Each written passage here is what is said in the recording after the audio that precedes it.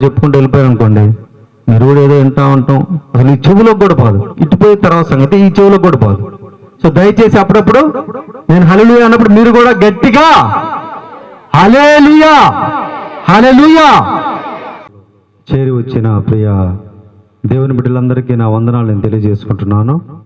మొట్టమొదటిగా అవకాశం ఇచ్చినటువంటి నా దేవునికి, అలాగే ప్రేమతో ఆహ్వానించినటువంటి పాస్టర్ అహరోన్ గారికి, సహోదరికి, వాళ్ళ సంఘమునకు, అలాగే స్టేజ్ మీద ఉన్నటువంటి దైవ సేవకులందరికీ నా హృదయపూర్వక వందనాలను తెలియజేసుకుంటున్నాను. ఇంకా నా సహోదరులు ఉన్నారు, మ్యూజిషియన్స్ అంటే నా సహోదరులు వాళ్ళు.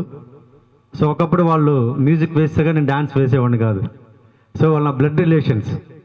అలాగే అమ్మగారికి నా వందనాలను తెలియజేసుకున్నాను, అమ్మాజీ అమ్మగారికి. ఇంకా మీ అందరికీ నా హృదయపూర్వకమైనటువంటి వందనాలను తెలియజేసుకుంటున్నాను. యాక్చువల్గా నా టెస్ట్ మనీ ఫుల్గా చెప్పాలంటే మినిమం 1.5 hour కావాలి, నాకు 1.5 గంట కావాలి,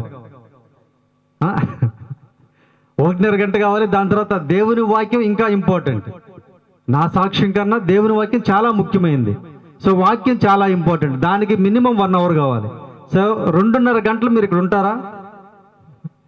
మీరు ఉంటారు కానీ నిద్రపోతుంటారు, అంతేనా? ఒక మారుమూల ప్రాంతంలో నెల్లూరు జిల్లాలో ఏఎస్పేట అనేటువంటి ఒక చిన్న గ్రామంలో పుట్టాను. మా తాతయ్యలంతా వ్యవసాయం చేసేటువంటి వారు. మా తాతయ్యలకి 10 మంది సంతానం, మా నాన్నగారు పెద్ద కుమారుడు. ఆయన ఆ సమయంలో అందరు అన్నదమ్ముళ్ళు అక్కచెల్లెళ్ళంతా చదువుకునే దానికి ఇంట్రెస్ట్ చూపించలేదు.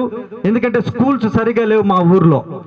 చదువుకోవాలంటే వేరే ఊరికి వెళ్ళి చదువుకోవాలి, కష్టపడి వేరే ఊరికి నడుచుకుంటూ వెళ్ళి చదువుకొని వాళ్ళు సాగించాలి. కాబట్టి అవన్నీ మాకు వద్దనుకొని వాళ్ళు పొలం పనులు చేసుకుంటూ ఉన్నారు. కానీ మా నాన్నగారు మాత్రం కష్టపడి చదివి ఒక గవర్నమెంట్ ఉద్యోగాన్ని సంపాదించుకోవాలనేటువంటి పట్టుదలతోటే ఎస్ఎస్సి చదివారమ్మా. ఏంటి ఎస్ఎస్సి అంటే ఏంటి? 10వ తరగతి అంటే పెద్ద డాక్టరేటా? ఎస్ఎస్సి చదివారు, అప్పుడు గొప్ప విషయం అది. ఎస్ఎస్సి చదివారు, దాని తర్వాత ఇంటర్మీడియట్ చదివారు. నాన్నగారు చాలా కష్టపడి చదివారు, ఒక ఉద్యోగాన్ని సంపాదించుకున్నారు. ఉద్యోగాన్ని సంపాదించుకొని మా అమ్మగారి నుంచి వివాహం చేశారు.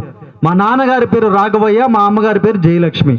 మా నాన్నగారి కోరిక ఏంటంటే ఆయన కన్నా బాగా, ఆయన బిడ్డ నేను మొట్టమొదటి కుమారుని, నా తర్వాత 2 సహోదరులు ఉన్నారు.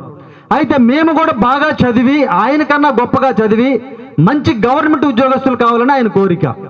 ఇంకా మా అమ్మగారికి పని ఏంటంటే ప్రతిరోజు పొద్దున్నే 4 గంటలకు లేచి వారంలో ఎన్ని రోజులు ఉన్నాయో ఒక్కొక్క రోజు ఒక్కొక్క దేవుణ్ణి పూజలు చేస్తూ, నన్ను కూడా పూజల్లో కూర్చుండబెడుతూ, ఒక్కొక్క రోజు ఒక్కొక్క రకమైనటువంటి బొట్టు నా ఫేస్ పైన ఉంటూ చక్కగా పూజలు చేస్తూ మంచి దైవభక్తి అనేటువంటి బిడ్డగా నా బిడ్డని పెంచాలి అనేటువంటి ఆశ.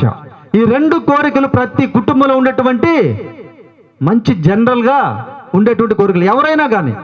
ఆ 2 కోరికల మధ్యలో నాకు ఒక కోరిక కలిగింది. ఆ కోరిక ఎలా కలిగిందంటే, ఊర్లో మా బాబాయిలు వీళ్ళంతా పంటలు బాగా పండి డబ్బులు బాగా వచ్చినప్పుడు వాళ్ళు పెద్ద పెద్ద స్టేజీలు కట్టి రంగురంగుల లైట్లు వేసి రకరకాల వస్త్రధారణ చేసుకొని నాటకాలు వేయించేవాళ్ళు. ఆ నాటకాలు వేస్తూ వీళ్ళు కూడా కొంతమంది ఇంట్రెస్ట్ ఉండేవాళ్ళు చేస్తూ, ఆ నాటకాలు చేసే టైంలో నేను చిన్న వయసులో అలా కూర్చొని ఆ నాటకాలు చూస్తూ నా మనసులో ఒక కోరిక కలిగింది. ఏంటంటే ఇదేదో చాలా బాగుంది, నేను కూడా ఆ విధంగా కావాలి.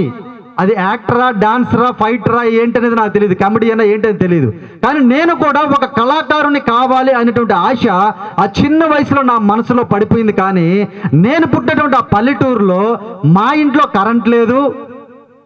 మా ఊర్లో అంటే మేము చేసేటువంటి ప్రాంతాల్లో, మేము తిరిగేటువంటి ప్రాంతాల్లో టెలివిజన్స్ లేవు. ఇంకా ముఖ్యమైనటువంటివి సినిమా థియేటర్లు కూడా లేవు. కరెంట్ లేకుండా సినిమా థియేటర్లు ఉంటాయమ్మా? అంటే మా ఇంట్లో లేదు, ఊర్లో ఉంది కరెంటు, మా ఇంట్లో లేదు. అంటే పేద కుటుంబం మాది. అయితే సినిమా థియేటర్లు అప్పుడు లేవు, ఇప్పుడు కూడా లేవు. అటువంటి మారుమూల ప్రాంతంలో నేను పుట్టాను. యేసు ప్రభు వారు ఎవరో, ఆయన గొప్పతనం ఏంటో నాకు నా కుటుంబానికి తెలియదు. ఒక్కొక్క రోజు ఒక్కొక్క దేవుణ్ణి మా తల్లి పూజించేది, అదే విధంగా నేను కూడా పూజలు చేస్తూ పెరిగాను. అయితే ఆ చిన్న పల్లెటూరులో మేము పెరుగుతూ ఉన్న సమయంలో మా నాన్నగారికి ఆ చిన్న పల్లెటూరు నుంచి ఒక పట్టణానికి ఉద్యోగరీత్యా ట్రాన్స్ఫర్ వచ్చింది. ట్రాన్స్ఫర్ వచ్చినప్పుడు తల్లిదండ్రులు ఏం ఆలోచిస్తున్నారంటే, ఆయనకు వచ్చేది చిన్న జీతమే, వాళ్ళిద్దరూ, మా అమ్మ మా నాన్న నేను ముగ్గురు 5 మందిని కలిసి ఒక టౌన్లో బ్రతికించడం అంటే, ఒక టౌన్లో చదివించడం అంటే ఈజీనా? ఈజీయేనా? ఈ రోజుల్లో ఒక్క బిడ్డను చదివించేదానికే రెండో బిడ్డను స్కూల్కి పంపించలే, అంతేనా? అయితే నా తల్లిదండ్రులు ఏం ఆలోచిస్తున్నారంటే, ఎంత కష్టమైనా పర్లేదు, ఎంత నష్టమైనా పర్లేదు, నా బిడ్డల్ని బాగా చదివించి గొప్పవారిని చేయాలంటే ఆశతోటే మమ్మల్ని, మా కుటుంబాన్ని తీసుకొని టౌన్కు రావాలని ఆశపడుతూ ఉన్నారు. నేను బైబిల్ గ్రంథం చదివిన తర్వాత ఒక సత్యాన్ని నేను తెలుసుకున్నటువంటి సత్యం ఏంటంటే, ఆ దేవుని తర్వాత ఎవరైనా కూడా నిన్ను కానీ నన్ను కానీ ప్రేమిస్తున్నారంటే అది ఒక తల్లిదండ్రి మాత్రమే అమ్మా. హల్లెలూయా చెప్పాలి. హల్లెలూయా. తల్లి తండ్రి ప్రేమకు మించినటువంటి ప్రేమ ఆ దేవుని తర్వాత ఈ లోకంలో ఏది కూడా లేదు. అది నేను రుచి చూచానమ్మా. నా తల్లిదండ్రి ఆ విధంగా ఆలోచిస్తున్నారు. ఎంత కష్టమైనా పర్లేదు, నా బిడ్డల్ని ఆ పట్టణానికి తీసుకువెళ్ళి బాగా చదివించి మంచి గవర్నమెంట్ ఉద్యోగస్తులు చేయాలని ఆశపడ్డారు. అదేవిధంగా మమ్మల్ని తీసుకొని పట్టణానికి బయలుదేరారు. పట్టణంలోకి వచ్చిన తర్వాత నేను మొట్టమొదటిగా చూసింది ఏంటంటే, పెద్ద పెద్ద గోడలు ఉన్నాయి. ఆ గోడల పైన వాల్ పోస్టర్లు నేను చూశాను, సినిమా వాల్ పోస్టర్లు. దాని తర్వాత మంచి మంచి బస్సులు చూశాను, పెద్ద పెద్ద బిల్డింగులు చూశాను. ఒక హౌస్ని రెంట్కి తీసుకుంటే ఆ ఇంట్లోకి వెళ్ళినప్పుడు మొట్టమొదటిగా నేను స్విచ్ చేస్తే నా ఇంట్లో లైట్ వెలిగింది. అంతవరకు నా ఇంట్లో కరెంట్ లేదమ్మా. అంత పేద కుటుంబం నాది, అంత పేద కుటుంబం. ఇంకా అక్కడి నుంచి ఆ టౌన్లో, గూడూరు అటువంటి పట్టణంలో, ఆ టౌన్లో మమ్మల్ని ఒక మంచి కాన్వెంట్లో, మంచి స్కూల్లో జాయిన్ చేశారు. అక్కడి నుంచి నేను ఫస్ట్ క్లాస్గా చదువుకుంటున్నాను, ఫస్ట్ క్లాస్గా పూజలు చేస్తున్నాను, ఫస్ట్ క్లాస్గా స్కూల్స్కి, ట్యూషన్స్కి వెళుతూ ఉన్నాను. ఇది తప్పితే నాకు చిన్న వయసులో ఇంకేమీ తెలియదు. యేసు ప్రభు వారు ఎవరో నాకు తెలియదు, నా కుటుంబానికి తెలియదు. ఆ విధంగా గూడూరు పట్టణంలో నేను బ్రతుకుతూ ఉన్నాను. అయితే చిన్నప్పటి నుంచి మా అమ్మ నాకు ఒక మాట చెప్తూ ఉండేది ఏంటంటే, అయ్యా ఒక స్వర్గం ఉంది, ఇంకోటి ఏంటి,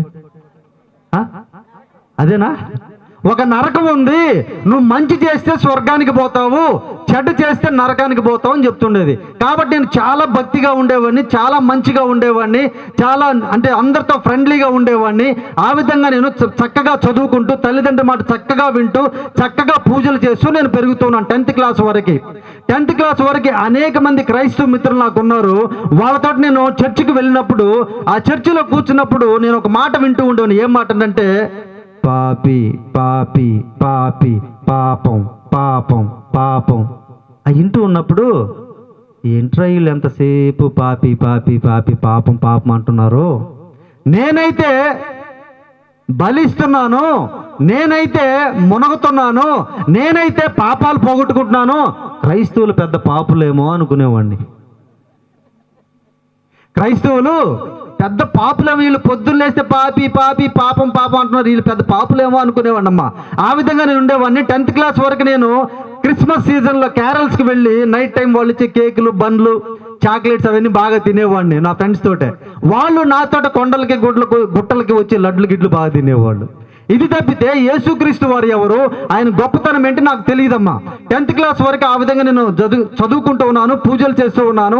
దాని తర్వాత నన్ను జాయిన్ చేసినటువంటి ట్యూషన్ ఎదురుగా 7:30 గంట అయ్యగారు చెప్తున్నారు. చూడండి, అందరికీ నోటెడ్ అది. ఆ చిత్తలారి ప్రోగ్రాము చూసి, ఆ చిత్రలహరి ప్రోగ్రాంలో ఏమైందంటే, సినిమా పాటలు ఎన్ని ఉన్నాయో అన్నీ వరుసగా వస్తూ ఉండేది. ఇంకా ఆ చిత్రలహరి ప్రోగ్రాం చూసి మెల్లిగా నేను ప్రతిరోజు ట్యూషన్కి వెళ్ళిపోతున్నా, ఆదివారం కూడా. ఎందుకు? బాగా చదువుకోవాలి, దానికన్నా ఇష్టమైంది ఎదురుగా డాన్స్, సినిమా పాటలు అవన్నీ నాకున్నాయి కాబట్టి నేను ఆ టీవీకి బానిసనైపోయాను. ఆ టీవీలో వచ్చేటువంటి పాటల్లో డాన్స్ బాగా వేసేటువంటి ఎవరో హీరో ఉన్నారని చూస్తే ఆయనకి పెద్ద ఫ్యాన్స్ అయిపోయాను నేను. ఇక్కడ లేరమ్మా ఫ్యాన్స్, ఉన్నారు కదా, ప్రభాస్ ఫ్యాన్స్ అమ్మా, ఇంకా పవన్ కళ్యాణ్ ఫ్యాన్స్, ఇంకా ఉన్నారు లేడీస్లో కూడా సావిత్రి ఫ్యాన్స్, చాలా మంది ఉన్నారు. అంటే ఫ్యాన్స్ ఉన్నారు ఇక్కడ. నేను కూడా అదే విధంగా నా చిన్న వయసులో మెగాస్టార్ చిరంజీవి గారికి ఫ్యాన్స్ అయిపోయి, ఇంకా అక్కడి నుంచి మెల్లిగా ఆ చిన్న టీవీ నుంచి నా లైఫ్ ఏమైపోయిందంటే సినిమాలకు వెళ్ళడం అలవాటు పడింది. అయితే తల్లిదండ్రులు చాలా గొప్పవాళ్ళు, మంచోళ్ళు కాబట్టి నెలకు ఒక సినిమాకు డబ్బులు ఇచ్చేవాళ్ళమ్మా. ఒక సినిమాకి డబ్బులు ఇచ్చి, ఒక నెలకు ఒక సినిమా చూడు నాయనా అని చెప్పేవాళ్ళు. అయితే నేను నెలకు ఒక సినిమా చూస్తూ ఉండేవాడిని.